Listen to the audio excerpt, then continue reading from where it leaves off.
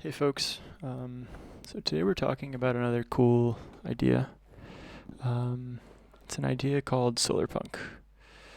Um, I'm not really sure. I wasn't really sure at first what category to put this in, because yeah, I just wasn't sure. But it seems like they're calling it here at least literary, artistic, and social movement, and it's close to hopepunk, which I don't even know what that is. Let's see. Speculative fiction. Okay, cool. Fighting for positive change. I love it. I mean, when I want to go for like escapism type writing or stuff like that, I just I tend toward this genre when I choose my um, escapist like fiction. That being said, I like other genres as well, but this one has a place in my heart. So it envisions and works towards actualizing a sustainable future. Come on, who doesn't like that? Who doesn't like a sustainable? Who doesn't want some sort of sustainable future? I think even if you're on the far left or the far right, we all kind of want to have a future that we can live in, that's healthy, that's good for our kids, for ourselves, and so on. So it's interconnected with nature and community. Another big one. So community. I mean, it's everything, right? That's like, you know, that's that's what it's all about. Having a little community of friends that you can just sort of feel good with, help out, contribute. I mean, and many people think that that's like that's what we're doing here. That's the meaning of it all. This community. Anyways, so really good vibes from this idea.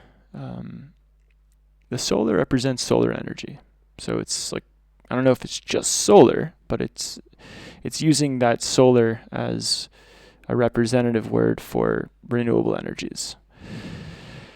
And it has an optimistic vision of the future that rejects climate doomerism, doom and gloom. The end is near. I think we all sometimes hear politicians go there, and maybe some of us subscribe to this idea. So it's not. It's the opposite of that. This is optimistic. While the punk refers to do-it-yourself, counterculture, post-capitalism, decolonial. So, I have being a little bit. I'm not conservative, of course, but I do think capitalism at some level is important. Um, at some level, right? I think unregulated capitalism can be a problem, but to some extent, it's important. I feel like communist societies, built themselves on sort of creating a. I think I'm spelling this wrong. I'm definitely spelling this wrong. I think there's two M's here. I think there's got to be another M there. But anyways, I think that communism, to some extent, tried to create like a post-capitalist society. Decolonial also. I think the goal of communism is threefold: stateless, moneyless, classless. So stateless means we don't have colonies. Maybe. I'm just kind of free forming here, so don't get caught up on everything I'm saying. So as a science fiction literary subgenre and art movement, solarpunk works to address how the future might look if humanity succeeded in solving major contemporary challenges, with an emphasis on sustainability, human impact on environment, addressing climate change, pollution. Especially as a subgenre, it's aligned with cyberpunk. It's aligned with cyberpunk derivatives. It may borrow elements from utopian and fantasy genres. Yeah, utopian is the word. It's utopian, a little bit. And utopia is a dangerous word. Many have died trying to create utopia. Anywho, solarpunk serves as a foil to the to this cyberpunk genre, particularly with the fashion industry. Solarpunk generates and consolidates post-industrial counterculture. Solarpunk incites rebellion through its depiction of proto-environmental socio-ecological relationships, whereas cyberpunk advances the theme of rebellion through detached secondary environments, which often take place in a tangible datasphere, virtual landscapes, and dystopian urban environment. Got it. So Solarpunk draws inspiration from the Bohemian style, which I think is like just like means eclectic, or kind of eclectic style, arts style. We could check that out actually, I'm not sure. Boho chic.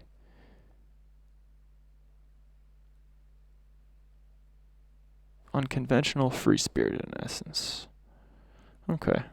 I feel like eclectic was a good fit. The convergence of environmentalism and art serves as a framework for both subgenres. Solarpunk's interpretation of social collectivism strongly contrasts the individuality of bohemian counterculture. Solarpunk recognizes individuality as an integral part of progressivism and identifies socio-cultural distinctions as an impetus for change, though Solarpunk encompasses these elements with the greater sociological scaffolding in a manner that contrasts the bohemian assertion that individuality alone acts as the sole impetus for change. So let's cruise a bit.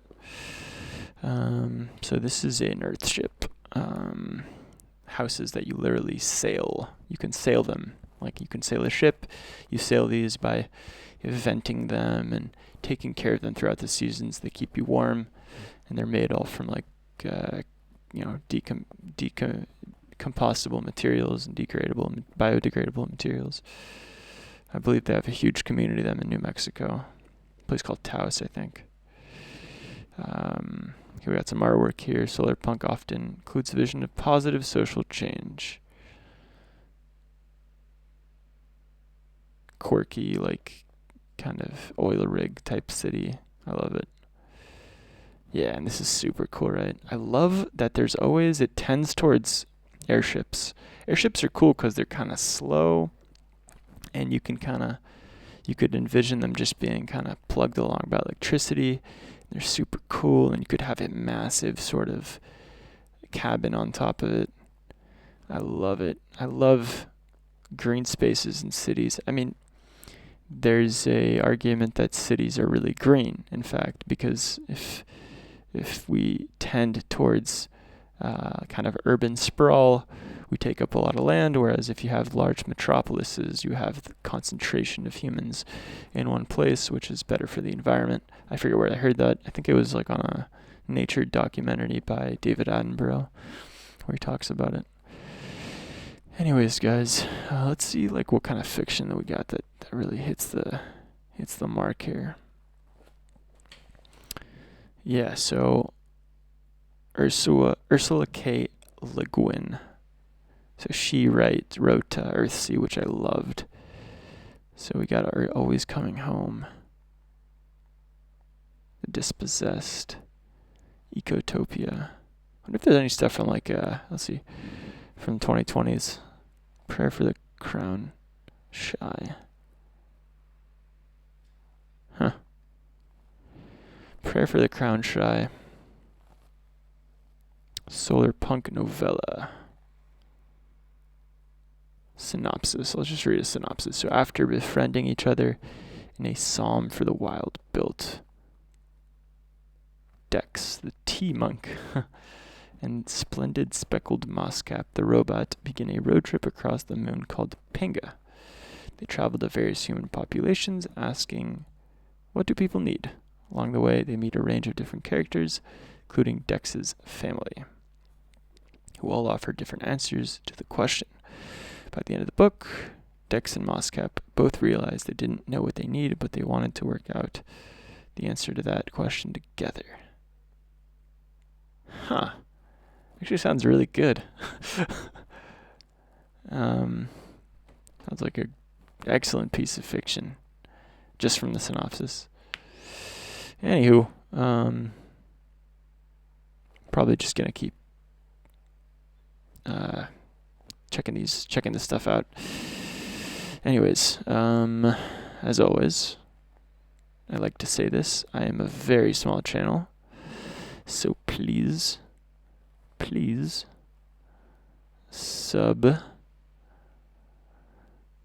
subscribe. Even though it's one word, I'm putting a dash there. Sub, guys. I'm a very small channel, and I need your help. And when you do this, when you subscribe to me, it actually really supports me, because then I can sort of get more traction. Of course, this is all prefaced, and it goes without saying that you like what I'm doing here. You like that I'm ranting and rambling and talking about the intros of Wikipedia stuff. And anyways, if you guys like it, you know what to do. Wiki with me is signing out.